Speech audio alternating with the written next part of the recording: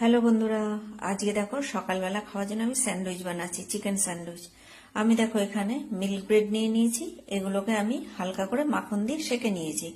এখানে দেখো shaded chicken আমি কি করেছি, একটুখানি রসুন আর মাখন দিয়ে টস করে রেখেছি, একটু গোলমরিচের গুঁড়ো দিয়েছি। এখানে শসা, পেঁয়াজ আর একটু টমেটো আর মেয়োনিজ আমি একসঙ্গে এটা মেখে রেখেছি, আর এখানে প্লেন মেয়োনিজ আমি রেখে দিয়েছি। তারপরে দেখো আমি এই ব্রেডগুলোর মধ্যে মেয়োনিজটাকে মাখিয়ে নিয়েছি। এরপরে আমি কি করব, এখানে যে শসা, পেঁয়াজ আর টমেটোটা মেয়োনিজ দিয়ে মাখিয়ে রেখেছিলাম সেটা এখানে দিয়ে দেবো।